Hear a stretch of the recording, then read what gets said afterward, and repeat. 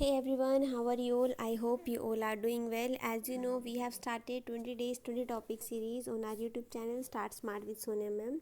So we were discussing the previous year question of last year 2024, and we have discussed the two sections, section A MCQs type question and section B the 2 mark question. Today we will discuss the C, D and E section hopefully, है ना, ये cover up करेंगे आज हम।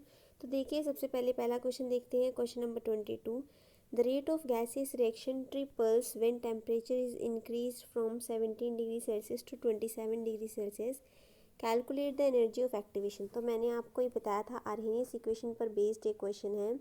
उसके लिए formula होता है log of K2 divide by K1 is equal to EA activation energy divide by 2.303 R, और यहाँ टेम्परेचर होता है T2 माइनस T1 और T1 इंटू T2, इसे मल्टीप्लाई करते हैं। ये हमारा फॉर्मूला होता है। इस फॉर्मूले में हम ये वैल्यूज़ पुट करेंगे जो गिवन है। देखिए कह रहे कि रेट क्या हो गया, ट्रिपल हो गया, तो 3 टाइम्स हो गया K1 का जो K2 है। K1 को एज इट इज़ लिखे रहने दो। EA ये value 2.303 as it is. R की वैल्यू आप पुट करते हैं 8.314। इलेक्ट्रोकेमिस्ट्री के जब मैं इम्पोर्टेंट क्वेश्चंस करवा रही थी वहाँ मैंने कवर अप किया हुआ है। T2 जो टेम्परेचर गिवन है वो आप यहाँ लिख सकते हैं, कितना गिवन है 27 डिग्री सेल्सियस। ध्यान रखना इसको हम क्या करेंगे, केल्विन में चेंज करेंगे तो इसमें हम ऐड करने वाले हैं 273, तो ये हमारा हो जाएगा 300। ठीक है, तो हमारा ये टेम्परेचर कितना हो जाएगा, 300 हो जाएगा। तो ये क्या हो जाएगा, T2 आप पुट करेंगे 300, 273 में 17 डिग्री सेल्सियस भी ऐड करने वाले हो आप, तो ये हो जाएगा 290, है ना, एक 290 हो जाएगा। ओके, तो 300 माइनस 290 डिवाइड बाय 290 इंटू 300। ठीक है, तो इस तरीके से लेंगे। उसके बाद देखिए क्वेश्चन में हमें गिवन है 2.303 आर की वैल्यू। अच्छा, ये जो पूरी वैल्यू है ये वैल्यू हमें गिवन है, ये कितनी पुट कर लेनी है आपको, ये पुट कर लेनी है 19.15 जूल पर केल्विन पुट कर लेनी है। आप इस पूरे को सॉल्व कर लीजिएगा यहाँ पे। ओके, यहाँ आ जाएगा log 3, K1 से K1 कट गया, log 3 की वैल्यू आप पुट करेंगे 0.481। ठीक है, तो यहाँ से आप EA इजीली कैलकुलेट कर सकते हैं। आंसर नोट कर लीजिए, जब आप एक्टिवेशन एनर्जी यहाँ कैलकुलेट करेंगे तो उसका आंसर आएगा 513.68 किलो जूल। ठीक है, ये आपका क्या आएगा, इसका फाइनल आंसर आएगा। कैलकुलेशन आप खुद से कर सकते हैं। ठीक है, आई होप आपको क्लियर हो गया होगा ये क्वेश्चन। नेक्स्ट क्वेश्चन करते हैं, इसका आंसर आप नोट कर लेना। नेक्स्ट क्वेश्चन देखिए, ये भी इलेक्ट्रोकेमिस्ट्री का ही क्वेश्चन है। सॉरी, ये जो हमने क्वेश्चन किया ये उसका था, केमिकल काइनेटिक्स का था। अब नेक्स्ट इलेक्ट्रोकेमिस्ट्री का क्वेश्चन है। देखिए इस क्वेश्चन में क्या पूछा हुआ है, हमें EMF निकालनी है सेल की, और हमें सेल की रिएक्शंस गिवन है एनोड और कैथोड की, है ना, सेल इक्वेशन गिवन है, हमें EMF निकालना है। ठीक है, चलिए ये किस पर बेस्ड है, ये क्वेश्चन बेस्ड है नर्स्ट इक्वेशन पर बेस्ड है ये, है ना।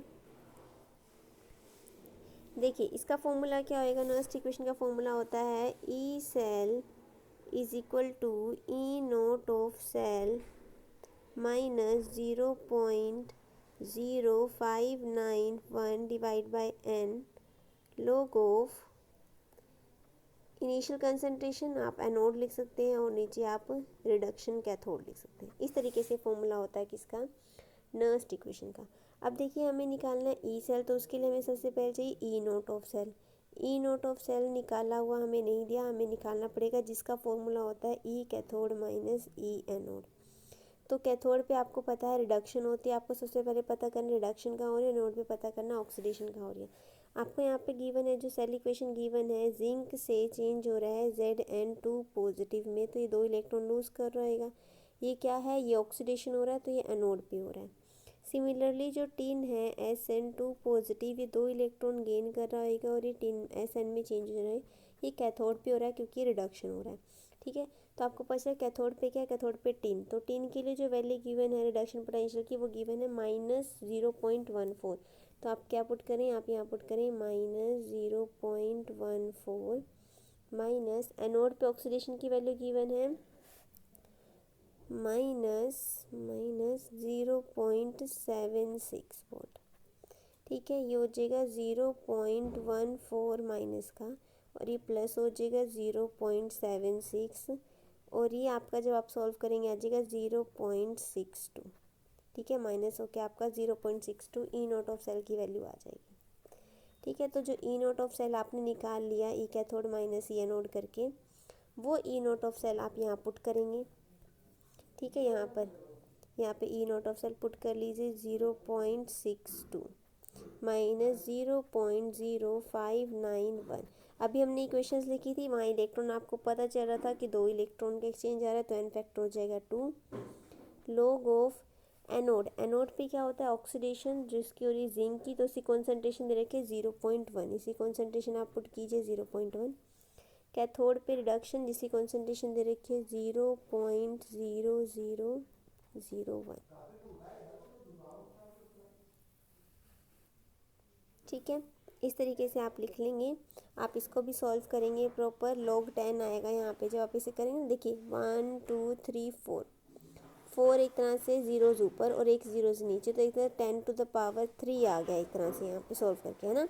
और इसको कैसे सॉल्व करते हैं, देखिए log 10⁻³ को अगर हमें सॉल्व करना है, सॉल्व होगा 3 आगे आ जाएगा, 3 log 10 हो जाएगा। log 10 की वैल्यू देखिए दे रखी है 1, इसको 1 पुट करेंगे तो 3, तो ये वैल्यू आपकी सॉल्व करके आ जाएगी 3 आ जाएगी। 0.62 माइनस 0.0591 डिवाइड बाई 2, यहाँ पे मल्टीप्लाई में 3। ठीक है, इस सब को आप सॉल्व कर लेंगे तो आपका आंसर क्या आ जाएगा, आपका आंसर आ जाएगा 0.56 वोल्ट। ठीक है, नोट कर लीजिए इसका आंसर भी, यह आ जाएगा 0.56 वोल्ट। ठीक है, तो इसका आंसर आप नोट कर लीजिए, ये आ जाएगा 0.56 वोल्ट। नेक्स्ट क्वेश्चन करते हैं, question number 24। The vapour pressure of a solvent eight 283 kelvin is 100 mmg। Solvent का वेपर प्रेशर मतलब कि प्योर की बात करें, प्योर की बात करें जो कि है 100 mmHg। ठीक है, calculate the vapour pressure of solution, हमें सोल्यूशन का निकालना है, पीएस हमें कैलकुलेट करना है। Containing 1 mole of strong electrolyte AB, जिसमें जो इलेक्ट्रोलाइट है उसके मोल्स गिवन है 50। ठीक है, एक AB इन्होंने बताया कि AB इलेक्ट्रोलाइट है जिसके मोल्स जो हैं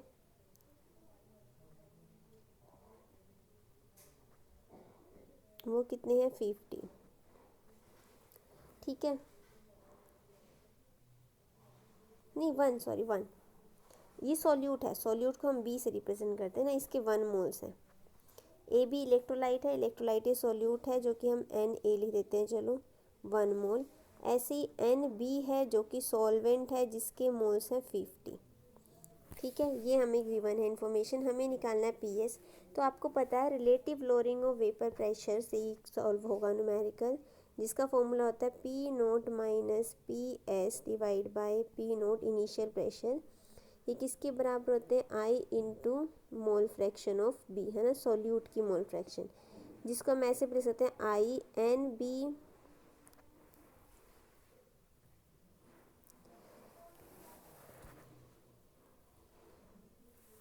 एक सेकेंड, यहाँ पे हम ऐसे देते हैं ऊपर सॉल्यूट की, ये जो NB है ना, ये B मैंने यहाँ सॉल्वेंट ले लिया है, तो मैं इसको भी क्या चेंज कर देती हूँ, इसको मैं इसे हम कैसे कर लेते हैं कि ये B है सॉल्यूट, ये A है सॉल्वेंट। ठीक है, इस तरीके से आपकी बुक्स में ऐसे ही मेंशन होता है, जो B है वो सॉल्यूट है, तो इसीलिए ऊपर क्या आएगा, ये मोल्स फ्रैक्शन ऑफ सॉल्यूट है, तो moles of solute moles of solvent plus solute दोनों का।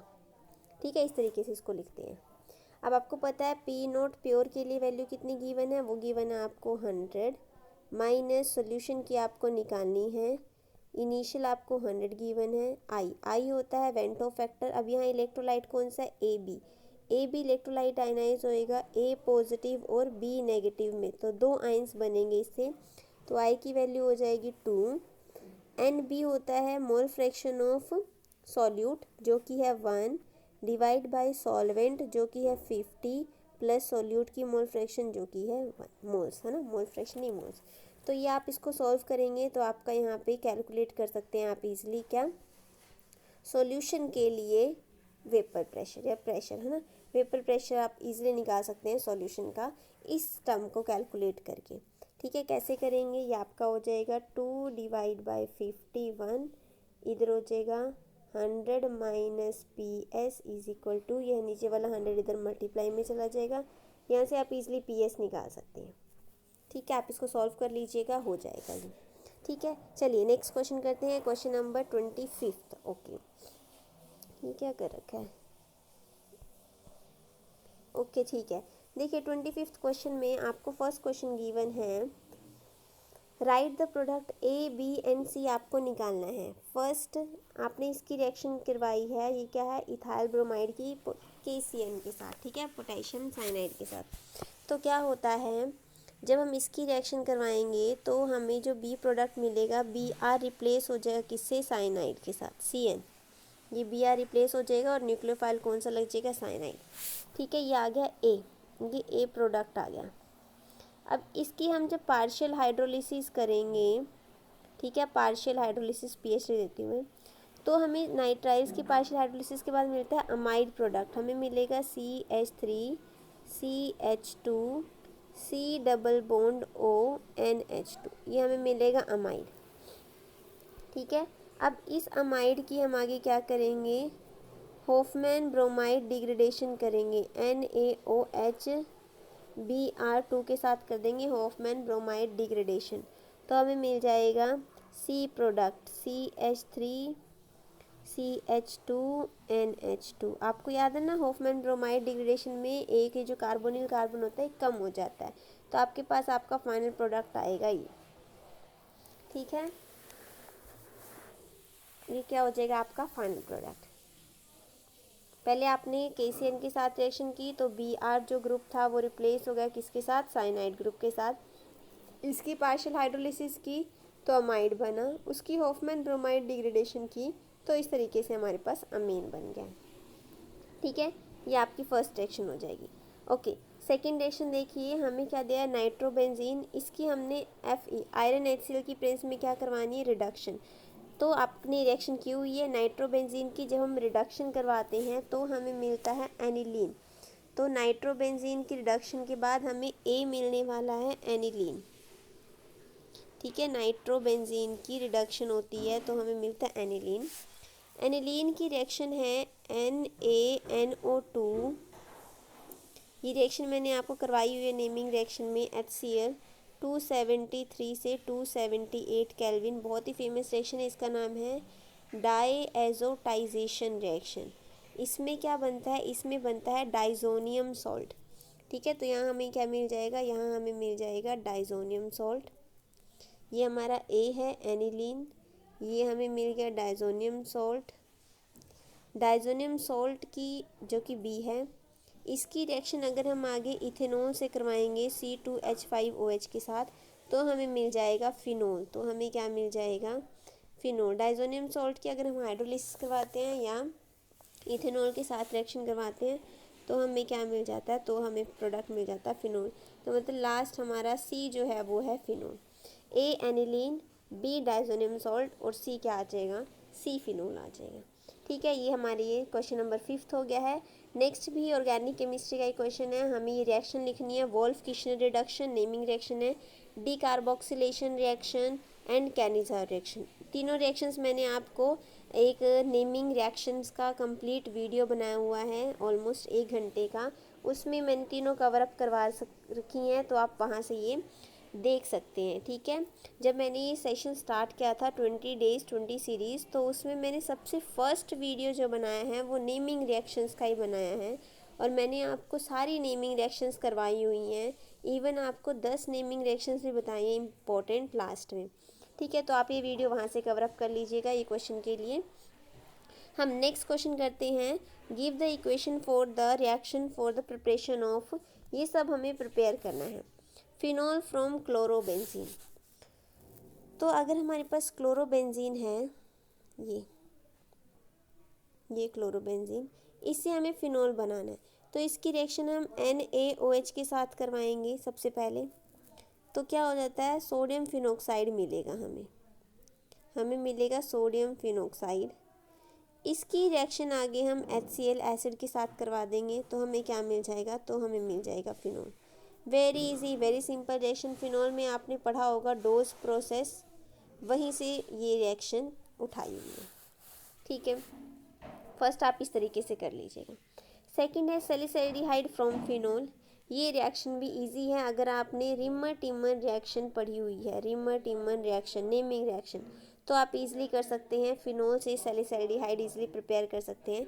कैसे होगी ये रिएक्शन, हम फिनोल ले लेंगे, फिनोल को क्लोरोफॉर्म विद बेस KOH के साथ या एक्वस NaOH के साथ रिएक्ट करेंगे। फिनोल विद क्लोरोफॉर्म CHCl3 और एक्वस NaOH या KOH ले सकते हैं। क्या बन जाएगा, सैलिसल्डिहाइड। सैलिसल्डिहाइड क्या हो जाएगा, OH और साथ में यहाँ क्या आएगा, CHO। ठीक है, ये रिमर रिएक्शन होगी। नेक्स्ट 2-मिथॉक्सी एसिटोफिनोन फ्रॉम एनिसोल। एनिसोल से प्रिपेयर करना है 2-मिथॉक्सी एसिटोफिनोन। सबसे पहले बनाना आना चाहिए है। एनिसोल होता है ये फिनोल ही एक तरह से हमारे पास, और OH है, यहाँ पर है OCH3, दिस इज एनिसोल। इससे हमें बनाना है क्या, 2-मिथॉक्सी, मतलब सेकंड पोजीशन पे तो OCH3 ग्रुप ही है, और यहाँ पे क्या है, यहाँ हमारे पास है C double bond O, CH3। ठीक है, ये ग्रुप है हमारे पास। ये है 2-मिथॉक्सी एसिटोफिनोन। देखिए 2 पे मिथॉक्सी ग्रुप है और इस पूरे को हम बोलते हैं एसिटोफिनोन। तो कैसे हो जाएगा, ये हो जाएगा फ्रीडल क्राफ्ट एसाइलेशन रिएक्शन से।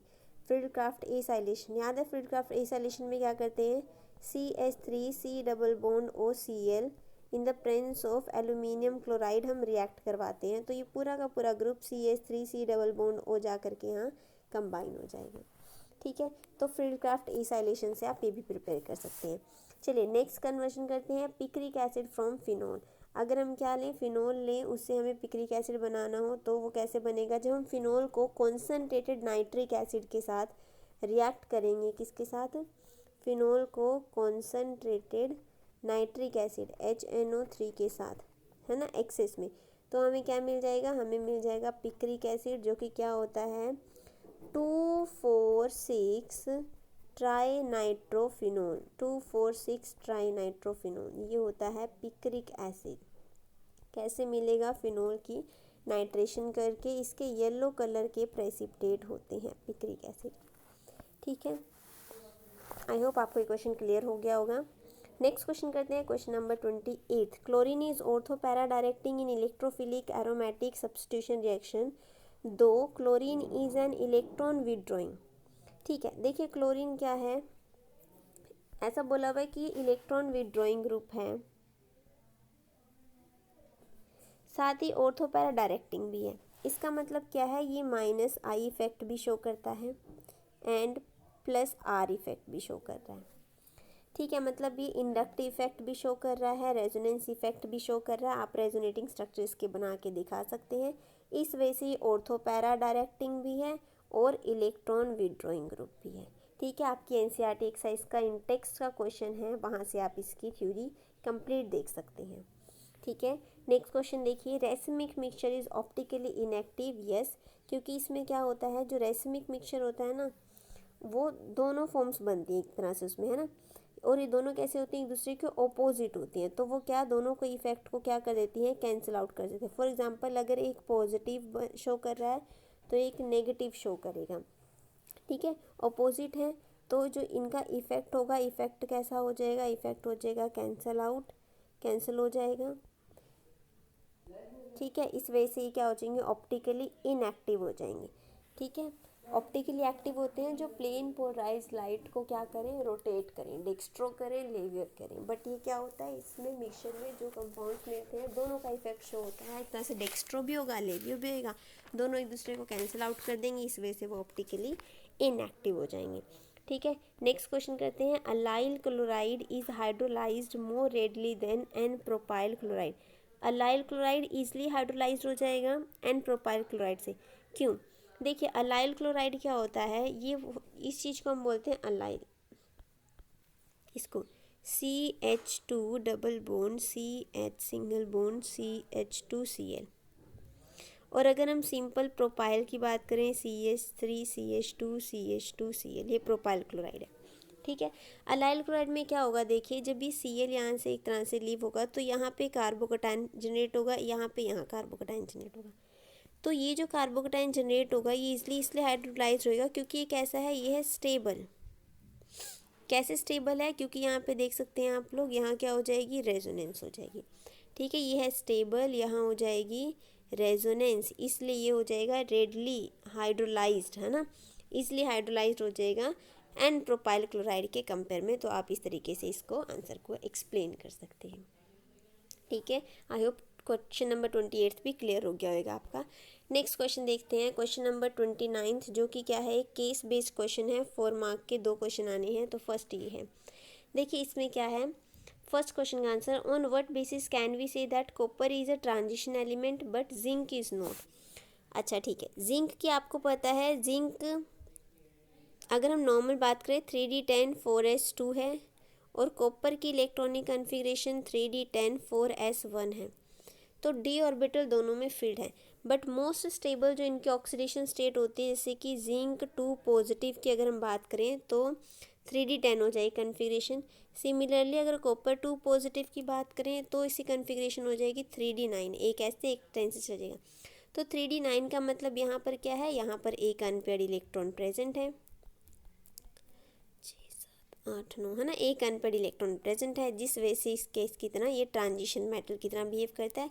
जबकि जिंक जो है वहाँ पे सारे डी ऑर्बिटल क्या है, डी ऑर्बिटल फुली फिल्ड है ना, 3d फुली फिल्ड है, इस वजह से क्या होता है, ये नॉन ट्रांजिशन एलिमेंट की तरह बिहेव करता है। होप समझ आ गया होगा आपको। नेक्स्ट क्वेश्चन देखिए, why do transition element show variety of oxidation state, या वही हम बोल सकते हैं इसको कि वेरिएबल ऑक्सीडेशन स्टेट क्यों शो करते हैं, क्योंकि इनके पास क्या होते हैं, अनपेयर्ड इलेक्ट्रॉन, है ना। आपने देखा होगा जितने भी ट्रांजिशन मेटल्स हैं, ट्रांजिशन मेटल के पास क्या है, अनपेयर्ड इलेक्ट्रॉन है। आप ये बोल सकते हैं। एक दूसरा इम्पोर्टेंट आप क्या लिख सकते हैं कि इनका जो D 3D और 4s, ठीक है, या बोल लो n-1d एंड ns, दोनों ऑर्बिटल में जो एनर्जी गैप है, दोनों ऑर्बिटल में जो एनर्जी गैप है वो कैसा है, वेरी लेस, कैसा है, वेरी लेस, जिस वजह से क्या करते हैं, ये वेरिएबल ऑक्सीडेशन स्टेट शो करती हैं, क्योंकि इनका जो एनर्जी गैप है वो क्या है, बहुत ही कम है, जिस वजह से ये शो करते हैं variable oxidation state. I hope आपको क्लियर हो गया होगा सेकंड का भी आंसर। ठीक है, transition element variable oxidation state क्यों शो कर सकते हैं, due to very less energy gap या energy difference between n-1d and ns orbitals. ठीक है, इस तरीके से आप आंसर कर सकते हैं।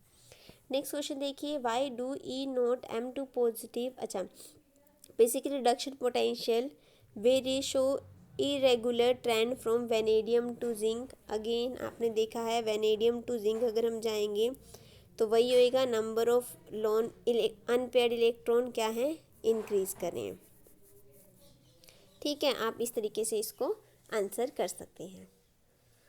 ठीक है, second, how is the variability in oxidation state of transition metal different from that of the non transition elements. ठीक है, नॉन ट्रांजिशन एलिमेंट्स क्या होंगे, जिनका डी ऑर्बिटल कैसा होएगा, फुली फिल्ड होगा डी ऑर्बिटल, है ना।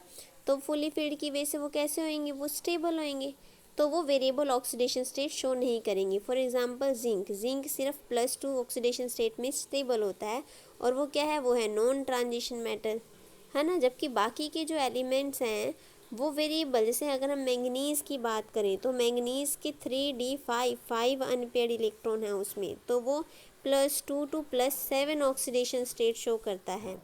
ठीक है, तो आप इस तरीके से इस क्वेश्चन को भी आंसर कर सकते हैं। ठीक है, नेक्स्ट इसी में और के क्वेश्चन हैं वो भी हम एक बार डिस्कस कर लेते हैं, एक सेकेंड में। ओके देखिए, मैं यहाँ इलेक्ट्रॉनिक कन्फिगरेशन में क्वेश्चन नंबर सी का first part, of the D4 species chromium 2 positive strongly reducing while Mn3 positive strongly oxidising. ये ऐसा कह रहे हैं कि जो क्रोमियम 2 पॉजिटिव है, Cr2 पॉजिटिव, ये किसकी तरह एक्ट करेगा, ये रिड्यूसिंग एजेंट की तरह एक्ट करेगा। ये कह रही अच्छे रिड्यूसिंग एजेंट की तरह एक्ट करेगा। रिड्यूसिंग एजेंट खुद ऑक्सीडाइज होगा, खुद ऑक्सीडाइज मतलब खुद ईजिली चेंज हो जाए क्रोमियम 3 पॉजिटिव में, जबकि मैंगनीज ऐसा नहीं करेगा। मैंगनीज एक अच्छे ऑक्सीडाइजिंग एजेंट की तरह काम करेगा। क्रोमियम 2 पॉजिटिव का मतलब कि अब इलेक्ट्रॉनिक कन्फिग्रेशन हो जाएगी 3d4। 3 पॉजिटिव का मतलब है इलेक्ट्रॉनिक कन्फिग्रेशन हो जाएगी 3d3। तो हमें पता है कि जो 3d3 इलेक्ट्रॉनिक कन्फिग्रेशन है ये, इसका मतलब ये भी हम लिख सकते हैं T2g3, है ना। ये कैसी होती है, हाफ फिल्ड है, और ये कैसी है, स्टेबल कन्फिग्रेशन है। इसलिए क्रोमियम 2 पॉजिटिव इसलिए किस में चेंज हो जाएगा, क्रोमियम 3 पॉजिटिव में, और एक्ट करेगा स्ट्रॉन्ग रिड्यूसिंग एजेंट। ठीक है, एक्ट करेगा स्ट्रॉन्ग रिड्यूसिंग एजेंट। जबकि अगर हम दूसरी जगह बात करें मैंगनीज़ की, तो मैंगनीज़ जो है उसकी ऑक्सीडेशन स्टेट 3 पॉजिटिव में आप देखेंगे आएगी 3d4।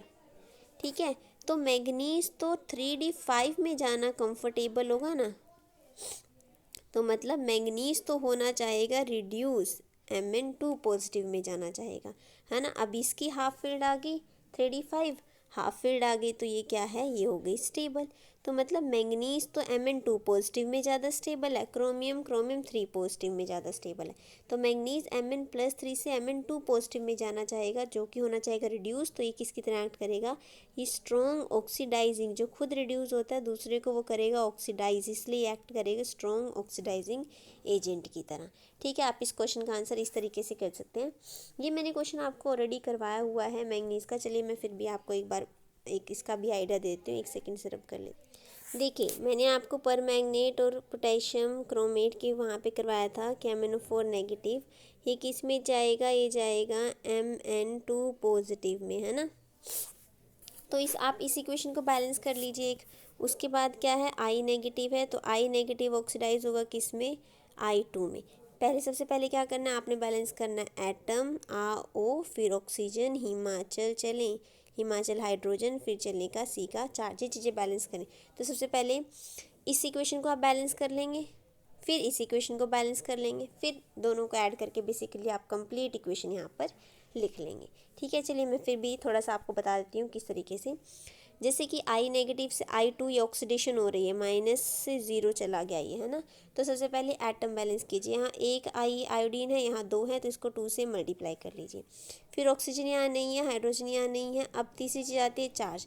देखिए यहाँ पे 2 नेगेटिव चार्ज है, यहाँ 0 चार्ज है, तो आप क्या कीजिए, इस साइड 2 इलेक्ट्रॉन ऐड कर लीजिए। ठीक है, एक तो आपकी ये बैलेंस होगी। ऊपर वाली इक्वेशन देखिए, MnO4 नेगेटिव से Mn2 पॉजिटिव में जा रहे हैं। सबसे पहले एटम मैग्नीज यहाँ एक, मैग्नीज यहाँ एक, ऑलरेडी बैलेंस्ड। ऑक्सीजन देखिए यहाँ पे कितने हैं, 4 नेगेटिव है। तो हमें क्या करना है, 4 वाटर मॉलिक्यूल ऐड करने। अब क्वेश्चन में देखिए वाटर मॉलिक्यूल इसी साइड ऐड है MnO4 के साथ, मतलब ये बेसिक मीडियम में है। ठीक है, तो आप क्या करेंगे, वाटर मॉलिक्यूल इस साइड ऐड करेंगे। MnO4 नेगेटिव है, 4 वाटर मॉलिक्यूल इसी साइड ऐड कीजिए। अपोजिट साइड हम ऐड करते हैं अगर यहाँ पे ऐसा कुछ नहीं होता H2, है ना, इसी साइड ऐड करने पड़ेंगे। मतलब इससे ये भी पता चलता है कि रिएक्शन बेसिक मीडियम में है। और Mn2 पॉजिटिव।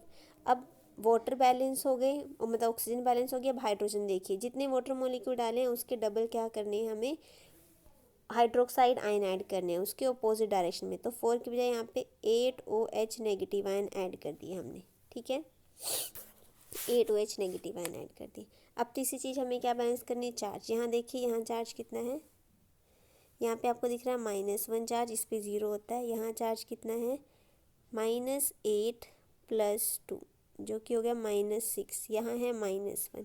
क्या किया जाए, इस साइड हम ऐड कर सकते हैं 5 इलेक्ट्रॉन। आपको पता है इलेक्ट्रॉन नेगेटिव में ऐड होंगे, तो 5 इलेक्ट्रॉन ऐड हो जाएंगे इस साइड, -5, जो कि हो जाएगा -6। ठीक है, तो इस साइड ऐड कर देंगे आप लोग कितने, 5 इलेक्ट्रॉन। ये आपकी कंप्लीट बैलेंस इक्वेशन होगी। एक ये हो गई है, दूसरी ये हो गई है। दोनों में इलेक्ट्रॉन इक्वल करने, यहाँ 2 इलेक्ट्रॉन है, यहाँ 5 इलेक्ट्रॉन है। तो क्या कीजिए, आप ऊपर वाली पूरी इक्वेशन को किससे मल्टीप्लाई कर दीजिए, 5 से। नीचे वाली किससे मल्टीप्लाई कर देंगे, 2 से। ठीक है, इस वाली को हमने मल्टीप्लाई कर दिया 5 से, इस वाली को हमने पूरी को मल्टीप्लाई कर दिया किससे, 2 से। ठीक है, इस वाली को हमने मल्टीप्लाई कर दिया 2 से। ओके,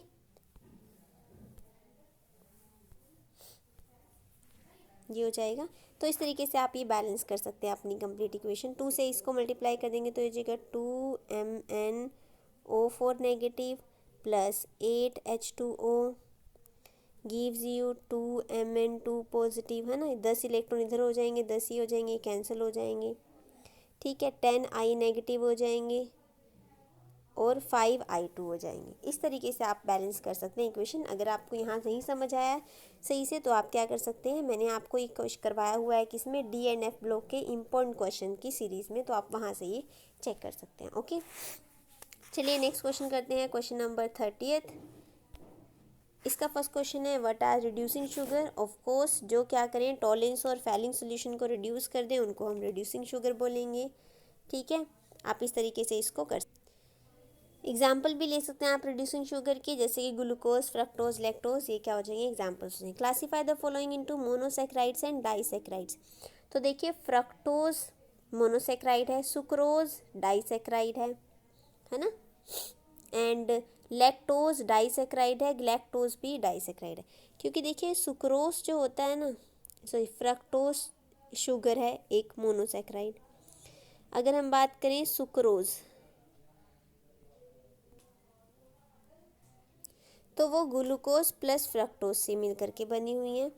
फ्रक्टोज जो है वो मोनोसैकेराइड है।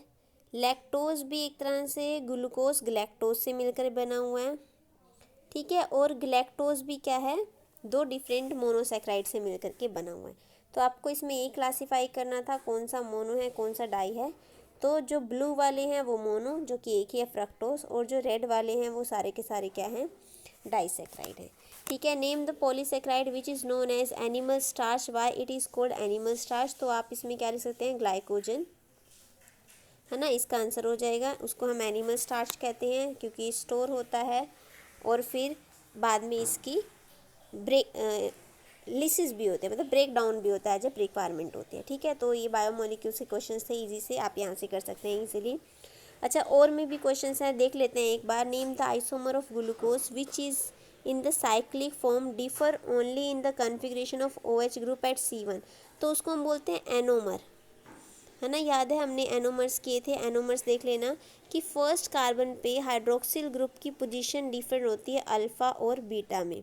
ठीक है, राइट साइड अल्फ़ा हो जाएगा, लेफ्ट साइड अगर है तो उसको हम बीटा बोलेंगे फर्स्ट कार्बन पे ग्लूकोज में। उनको बोला जाता है एनोमर। अल्फ़ा बीटा आपको दोनों की स्ट्रक्चर बना करके इस क्वेश्चन में दिखा देने हैं। ठीक है, सेकंड देखिए, presence of which function group was detected when glucose reacted with bromine water. अच्छा, मैंने ये आपको क्वेश्चंस करवाए थे काफ़ी सारे। तो जब ग्लूकोज की हम रिएक्शन करते हैं ब्रोमीन वाटर के साथ, ग्लूकोज की रिएक्शन किसके साथ, ब्रोमीन वाटर के साथ, जब मैंने आपको बायोमोलिक्यूल से इम्पोर्टेंट क्वेश्चन करवाया तो वहाँ बताया ये, तो बनता है ग्लूकोनिक एसिड। ठीक है, ग्लूकोनिक एसिड हमें क्या बताता है, प्रेजेंस ऑफ एल्डिहाइड ग्रुप। तो इस क्वेश्चन का करेक्ट आंसर क्या आ जाएगा कि हमें ये बताता है कि ग्लूकोज में कौन सा ग्रुप प्रेजेंट है, ग्लूकोज में एल्डिहाइड ग्रुप प्रेजेंट है। तो यहाँ हमने section C section D cover up कर लिया है। हमारा नेक्स्ट है सेक्शन ई। आप क्वेश्चन देख सकते हैं एक बार इनके। ये इलेक्ट्रोकेमिस्ट्री का क्वेश्चन है। ठीक है, फ्राइडेज लॉ, ये भी इलेक्ट्रोकेमिस्ट्री का है। तो ये हमारा कंप्लीट इलेक्ट्रोकेमिस्ट्री का। देखिए एनोड कैथोड की ओवरऑल रिएक्शन लिखने, लेड स्टोरेज बैटरी, क्वेश्चन मैंने आपको करवाया हुआ है इंपॉर्टेंट क्वेश्चन में। ये बताया हुआ है मैंने आपको, calculate the degree of dissociation if, आपको डेल नोट एम गिवन है। ठीक है, आप क्या करेंगे, डेल एम निकाल लेंगे गिवन डाटा से। आपको कंडक्टिविटी गिवन है एसिटिक एसिड की, है ना, और कॉन्सेंट्रेशन गिवन है, तो आप डेल एम निकाल लेंगे। डेल एम निकाल लेंगे, डेल नोट एम आपको गिवन है तो अल्फ़ा आ जाएगा, क्या आ जाएगा, del M divide by del M naught. ये फॉर्मूला निकाल लगा के आप डिग्री ऑफ डिसोसिएशन अल्फ़ा निकाल सकते हैं। ये क्वेश्चन हो जाएगा आपसे। ठीक है, ये क्वेश्चन मैंने आपको करवाया। लेड स्टोरेज बैटरी की एनोड कैथोड की रिएक्शंस लिखनी है आपको। ठीक है, और ये क्वेश्चंस भी मैंने आपको करवा रखे हैं।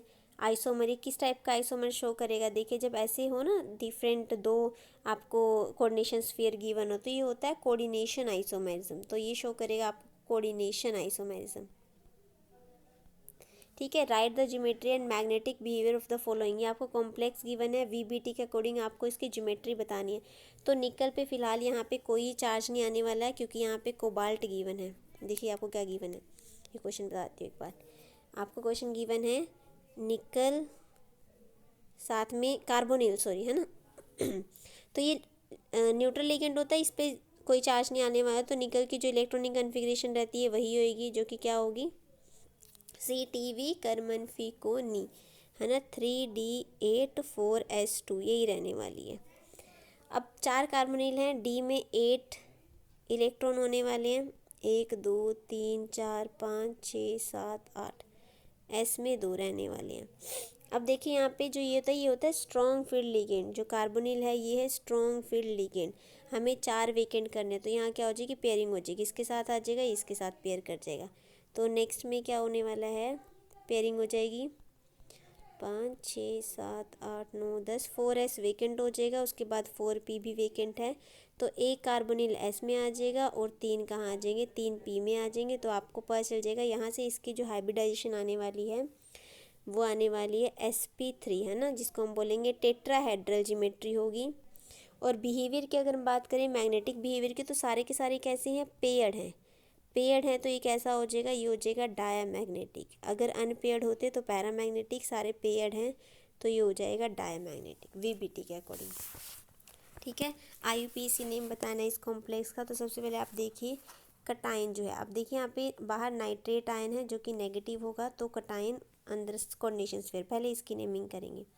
इसमें भी सबसे पहले लिगेंड, अब लिगेंड 2 है, एक तो है क्लोरो और एक है इथेन 1 2 डायमीन। तो हम अल्फ़ाबेटिकल ऑर्डर वाइज करेंगे, पहले क्लोरो करेंगे। कितने क्लोरीन है, 2, तो क्या लिखेंगे आप लिखेंगे डाई।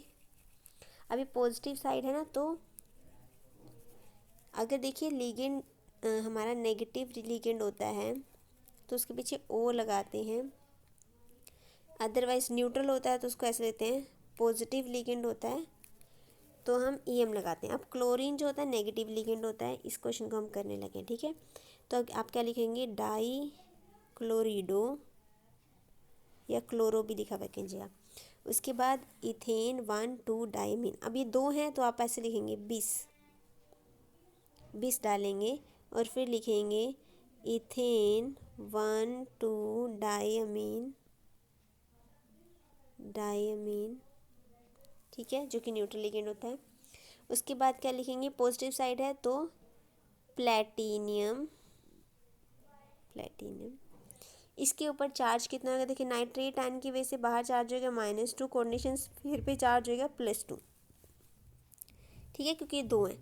तो X पे निकालना है, क्लोरीन पे -1, ये न्यूट्रल लिगेंड होता है, इस पे 0 चार्ज, इज इक्वल टू हो जाएगा +2, तो इसका चार्ज हो जाएगा +4, है ना, +4। तो आप यहाँ लिख सकते हैं 4, और बाहर क्या है, बाहर आप लिख देंगे नाइट्रेट, ठीक है, बाहर आप लिख देंगे नाइट्रेट। तो इस तरीके से क्या कर लेंगे, आप नेमिंग कर लेंगे, नेमिंग हो जाएगी। ओके, फर्स्ट क्वेश्चन देख लेते हैं। चलो अब हमने सारे डिस्कस ही कर लिए, ये वाला कर लिया हमने, ये कर लिया, ये हो गया।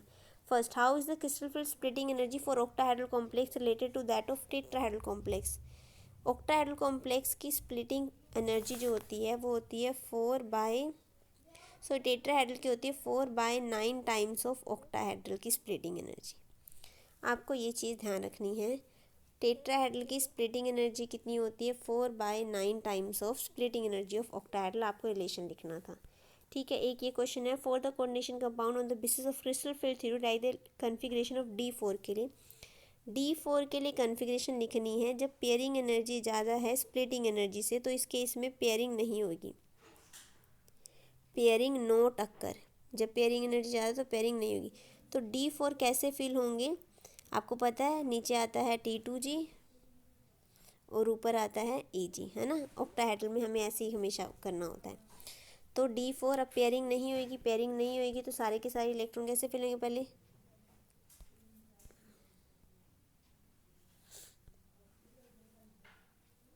1 2 3 4 इस तरीके से फिल होंगे, क्योंकि पेयरिंग नहीं होगी, क्योंकि पेयरिंग एनर्जी ज़्यादा है स्प्लिटिंग एनर्जी से। तो D4 कन्फिग्रेशन हो जाएगी, T2G में आ जाएंगे 3, T2G में आ जाएंगे 3 इलेक्ट्रॉन, Eg में आ जाएगा 1 इलेक्ट्रॉन, ये हो जाएगी इसकी कन्फिग्रेशन, ठीक है। आपको बताना है ये हाई स्पिन है या लो स्पिन है, तो ऊपर गया इलेक्ट्रॉन ना, तो ये क्या हो जाएगा, ये हो जाएगा हाई स्पिन, ठीक है, ये चीज़ ध्यान रखनी है।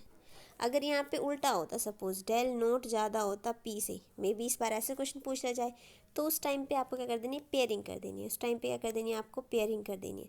अब जब पेयरिंग कर दोगे तो क्या होएगा, तो आपको पता है फिर ये वाला इलेक्ट्रॉन ऊपर जाने के बजाय कहाँ आ जाएगा, नीचे आ जाएगा। तब कॉन्फ़िगरेशन हो जाएगी T2G4, Eg में क्या आ जाएगा 0, तब बन जाएगा ये लो स्पिन। ठीक है, अभी के लिए फ़िलहाल ये बना है हाई स्पिन। ओके, नेक्स्ट एक और क्वेश्चन है, लास्ट क्वेश्चन इस चैप्टर का, इस सैम्पल पेपर का, जो हम डिस्कस कर लेते हैं। हाँ, ये लास्ट है, इसके नेक्स्ट नहीं है, कर लेते हैं साथ में। Draw the structure of 2,4-DNP hydrazone of benzaldehyde. तो आपको मैंने बताया था 2,4-DNP टेस्ट होता है बेंजल्डिहाइड के लिए, जो कि क्या होता है 2,4-डाइनाइट्रोफिनाइल हाइड्राजीन NH2 इस तरीके से होता है। इसकी हम रिएक्शन करते हैं किसके साथ, बेंजल्डिहाइड के साथ।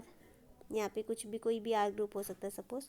तो जब इसकी रिएक्शन करते हैं तो हमें जो प्रोडक्ट मिलता है वो मिलता है हाइड्राजोन, जो कि कैसे मिलेगा, यहाँ से H2 और यहाँ से O निकल जाएगा, वाटर निकल जाएगा -H2O, और ये वाला कार्बन और ये वाला नाइट्रोजन, इनके बीच में डबल बॉन्ड आ जाएगा, ये बन जाएगा RC double bond N, C के साथ यहाँ एक H जो है N, और साथ में पूरा का पूरा NH2, और सारी ये ring structure as it is यहाँ पे, यहाँ NO2 और यहाँ NO2।